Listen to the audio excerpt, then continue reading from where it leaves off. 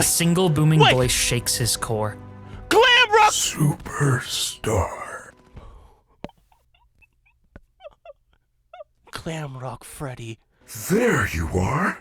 I feel you are broken. Glamrock Freddy stands before the broken boy no older than 21. Sergeant Rose's legs won't work, but as Freddy's chest cavity opens, this machine would way more than make up for it. A second Freddy has hit the beach. Oh!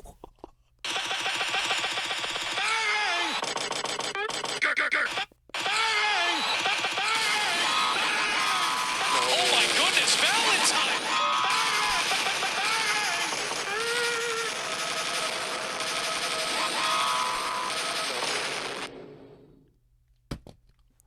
I felt the aura come inside of me. I ain't perfect, but I'm one-on-one.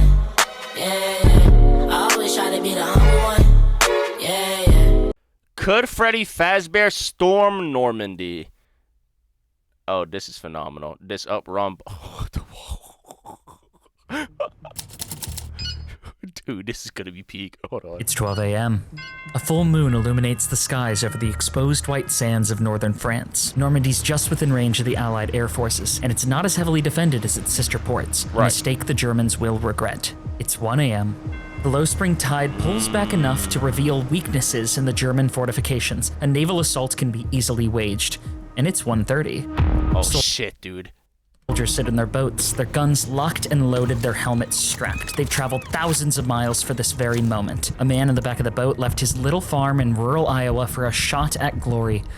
But now, William Afton. He sails into the open jaws of death. But it's 1:30. It'll be hours until the boats hit the beaches. The first paratroopers are just beginning to drop from the skies. Preliminary attacks on the beaches have finally begun. The Germans rush to their stations. They were caught off guard by this attack, but its spotlights light up the skies and the beaches, and they find themselves puzzled. German spotlights scramble to find a lone figure standing on this dark beach. Two parachutes come to a rest behind it and quickly detach. It's 1:30 a.m. Oh shit! And unfortunately for these Axis dogs at this time of night, the animatronics get a bit quirky. Ow! Dude, this is where's my phone? Where's my soundboard, dude? Where's my soundboard?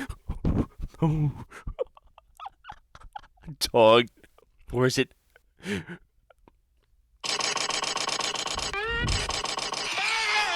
Holy Cuddy! This script fire, Cuddy. This writing kind of fire. Bro, I'm trying to get a little quirky. Good afternoon. I didn't see you there. My name Hey, good afternoon, man. is Winter, resident World War II pizzeria analyst. Hi, Winter. Yes, that's a real job, Mom. Get off my back.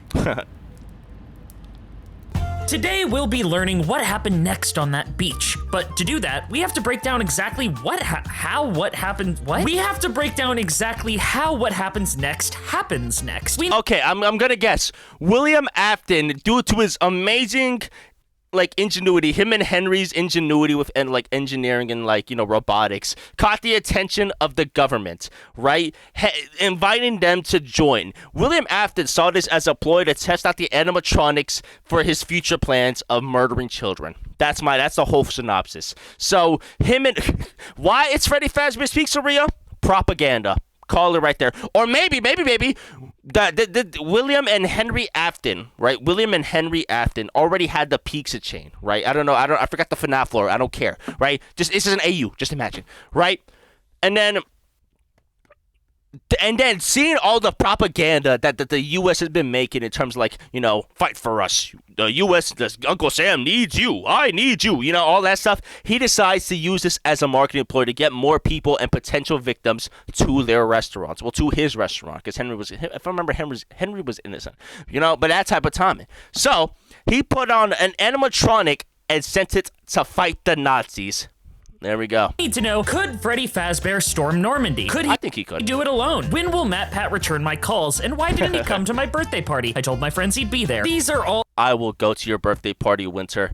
I will go to every event you host just off this video alone. You are my hero. Equally important questions that I know the answer to. And I accidentally burned his house down, but that's irrelevant, not coming was still rude. So let me enlighten you on these answers. Let's break down the facts. Fact 1, as learned in Sister Location, Freddy Fazbear comes in at an enormous and unattainable by man 6'3", 6'1", 350 pounds. God. Fact 2, Freddy Fazbear can accelerate from unmoving to upward speeds of at least 300 miles per hour in a single moment. When the power goes out in the pizzeria, despite seeing Freddy in his room on the cameras mere moments before, he can be seen in the doorway as if mocking you, which leads to fact 3. Freddy Fazbear has a predator mentality. That is, oh, well. Not that one. Not that one.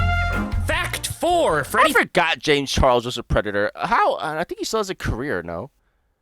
Hey, sisters, we groomed another child. Hell yeah. Fazbear is capable of splitting a human body in half with a single bite. A bite strength so powerful it could shatter concrete and bend steel. Fact 5 is less about Freddy and more about what he's up against. In World War II, the Germans used MG-42s from cliffside nests during D-Day. These machine guns fired 792 by 57mm Mauser rounds at a rate of 1,200 per minute. I think he could tank that. Over 80 gun nests along Omaha Beach, each filled with several machine guns aimed directly at Freddy Fazbear. Upwards of 400 to 450,000 bullets could be fired at Freddy every minute if they're all fired simultaneously. These bullets have a muzzle velocity of 740 meters per second out the barrel. This means that even with his ungodly speed, odds are that at least some bullets fired from some lucky gunner leading their shot will tag Freddy Fazbear, which This is the greatest imagery of all time.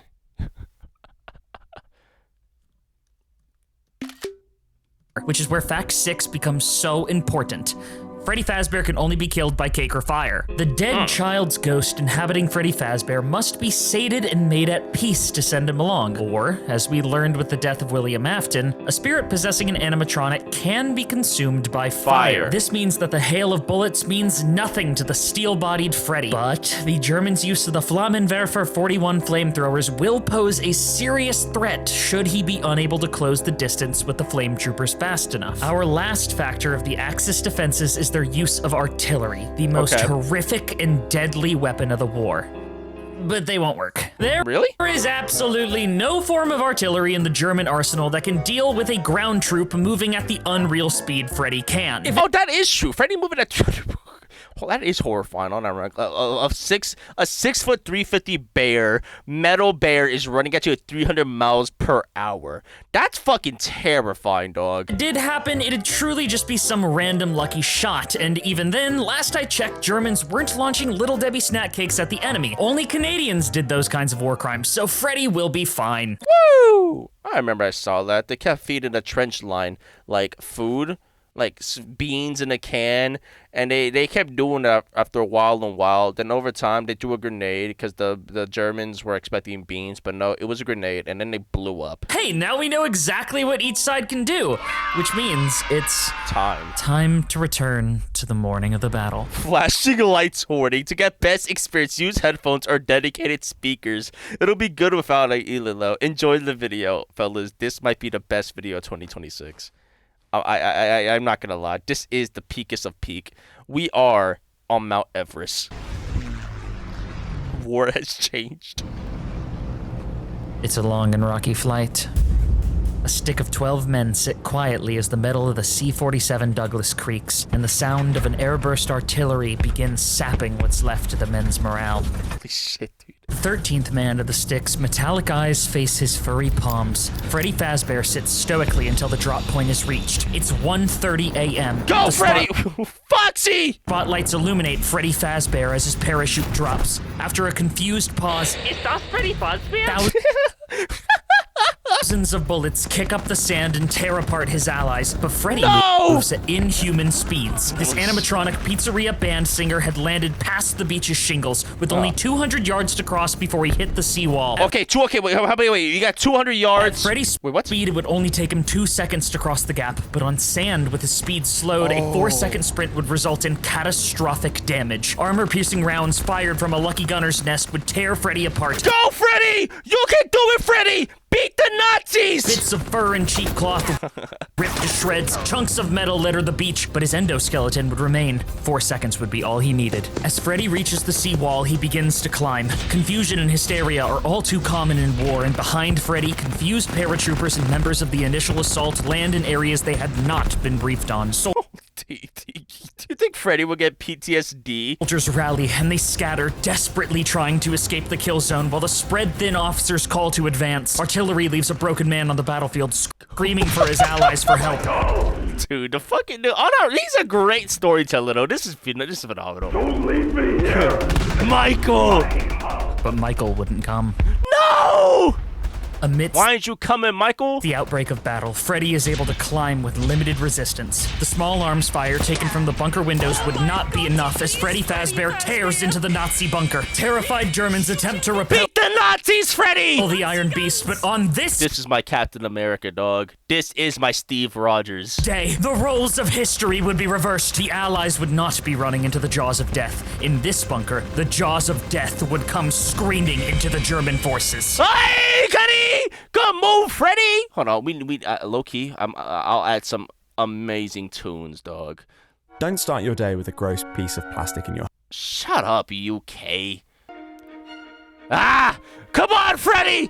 Beat the Nazis! Freddy Fazbear's inhuman strength and blinding speed clear the bunker faster than Scott Cawthon could say jump scare. But as the Germans gain word their defenses had been breached, Freddy begins to clear bunkers. A Go, terrifying Freddy. cluster of soldiers barricade the door, forcing Freddy to bang on the barricade with jaws that could rend steel. The barricade rapidly dismantles, Go, but the Freddy! Germans only needed to keep him for a moment. This dark bunker, lit only by dangling Go, bulbs, is lit Freddy! up in a flash of white. Soldiers cover their eyes as a gout of fire is spewed from a flame trooper directly into Freddy, no! Wait! Freddy Fazbear. A scream is let loose. Freddy twists and he thrashes. The blinding bear sprinting into the room, blindly crushing any he could get his paws on. The bunker shakes as bombs hit the beach. A rush of planes pass overhead as the second wave of paratroopers are deployed as a German soldier dismounts an MG-40. Hold on, y'all can't see my reaction. Hold on, give me a second. There we go. Just imagine this. 42 and attempts to open fire on the blinded Freddy. It turns to face him and rushes toward. Their screams intermingle and fill the slaughtered bunker as we cut to the skies over What, 6 a.m.? Omaha. It's a 6. Sergeant Nick Rose deploys as a second wave paratrooper, but his chute is cut down 60 feet above the sands by 88mm flat guns peppering the air. He can feel the air pressure ring his eardrum as a round whizzes past his ear. His heart leaps into his throat as the ground rapidly approaches. He lands on the hard sand, but he's gone through the drills enough to know to straighten his legs. They're broken, Damn. but his spirit isn't. Ah. His mind is sharp. Aw. Assessing the hell he's dived into, he looks up, a field of darkness lit only by spotlights and tracer rounds fired from the Ow, my MG-42s eyes, along the Apple Ridge line. A spotlight fixes on him. A gun's focus swivels as his brothers in arms are cut down. He closes his eyes and rolls desperately for cover far too far away to reach. But all he hears is the ricochet of bullets as the blinding light behind his eyelids goes dim. Another moment is it? passes. He can still feel the summer night air and smoke burning against his skin. Hesitantly, he opens his eyes, looking up to a figure framed like a divine messenger, light pouring around its frame from a German spotlight. A single booming Wait. voice shakes his core. Glam rock. Superstar. Glam rock, Freddy. There you are. I feel you are broken. Glamrock Freddy stands before the broken boy no older than 21. Sergeant Rose's legs won't Boobs. work, but as Freddy's chest cavity opens, this machine would way more than make up for it. A second Freddy has hit the beach. Oh!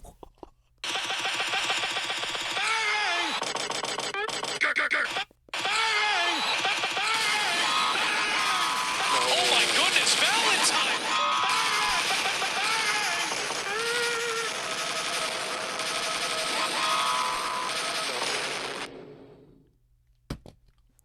I felt the aura come inside of me. Glamrock Freddy and his pilot sprint toward the sea wall. A hail of bullets greet him with open arms as he turns to look for allies and equipment to assist with the climb. The pilot flinches inside Freddy's stomach, not in a gay way though, as a plane is shot down nearby. A sickening crash and explosion rocks the beach as a burning suit flies out the cargo door and bounces violently off the ramp just before the plane makes impact. A third Freddy hits the sand where it's pelted by a stray howitzer. The lucky artillery shot blows off one of the robot's legs, but the light of the plane's fire illuminates a fallen brother nearby with enough climbing gear to scale the wall. Glamrock Freddy scoops up the gear and rushes to the wall, but his delay allows a single string of bullets to pierce the abdomen of Freddy. White hot. A burning sensation is all the pilot can feel. But he can't focus on it now. Between the scavenged supplies and his sharpened gator claws, they're able to scale the rocky bluff together. This pilot and Glamrock Freddy breach the bunkers and they are met with heavy resistance. But with his ability to see through the bunker beforehand, he had time to where are these from, dude? prepare. The Germans are once again overwhelmed by the speed of Freddy Fazbear. The advancement of the Freddys had salvaged the catastrophic first contact that I wonder how many times I can get away with using the same 3 minutes of Normandy footage. I mean, I don't know. I don't think many people are really that interested in Normandy footage other than like historians. Was this battle. But as Glamrock Freddy continued through the bunkers, he had come across the body of Freddy Fazbear. Charred to a crisp, Glamrock Freddy closes the eyes of his fallen brother. No. Before falling to one knee. I apologize. But the war rages on. The battle This is the modern day Optimus Prime. still continuing with some bunkers left to clear before the beachhead could be secured. The sounds of gunfire light up Glamrock Freddy as soldiers surround him, his pilot rapidly fading from consciousness as the bleeding becomes too much. Glamrock Freddy lays a hand over his pilot, a last attempt to shield the man inside. A spray of blood and gore erupts from the bunker.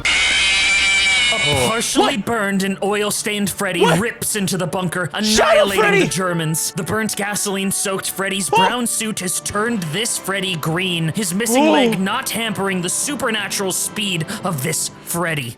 As Sergeant Rose is gently removed from Glamrock Freddy, he's laid against a bunker wall as he takes shallow breaths. Breaths that will not continue for much longer. Glamrock Freddy, losing power and desperately clinging to life, stays with his pilot. And they kiss!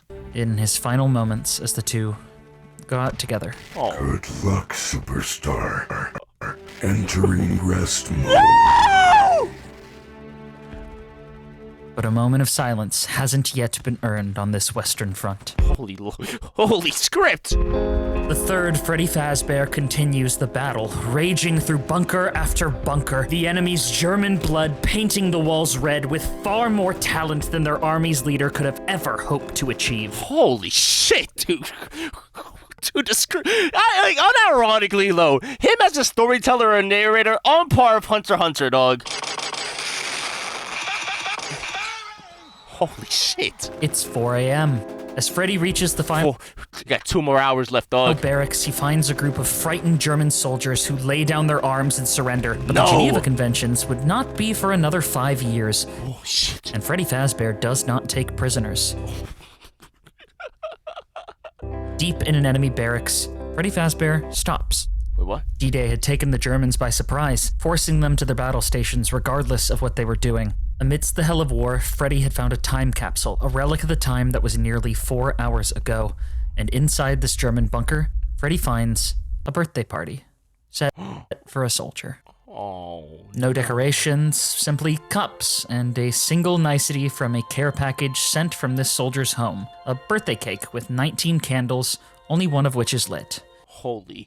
Engraved on the cake in German handpipe frosting reads, "Happy birthday, Mike Schmidt."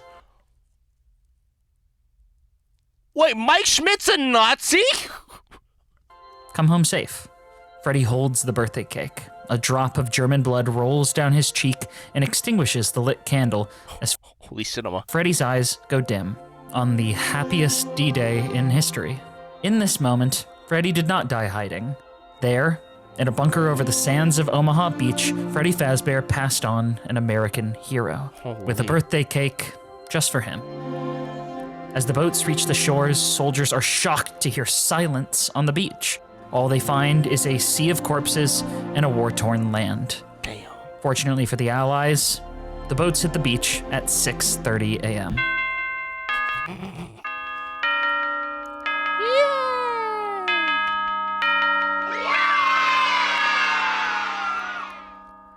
I'm pretty sure this is what FNAF is about. I don't know, I never played it. I hope you enjoyed the Halloween special. I love the Halloween special. This is the best video of all time, dude.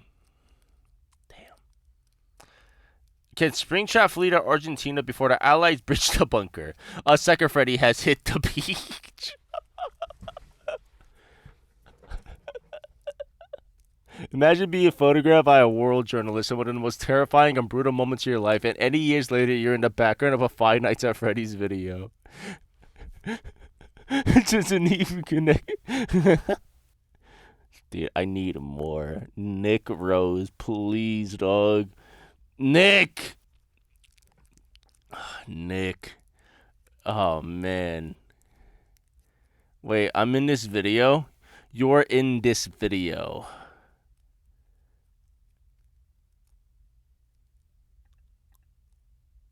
Let me see this. Oh my gosh!